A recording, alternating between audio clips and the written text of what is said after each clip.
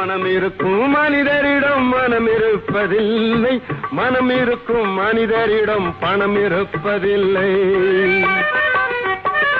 பணம் இருக்கும் மனிதரிடம் மனம் இருப்பதில்லை, மனம் இருக்கும் மனிதரிடம் பணம் இருப்பதில்லை.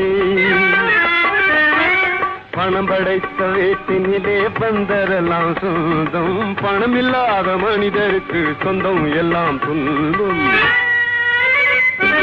புத்தியுள்ள மனிதனெல்லாம் வெற்றி காண்பதில்லை, வெற்றி பெற்ற மனிதனெல்லாம் புத்திசாலி இல்லை, புத்திசாலி இல்லை.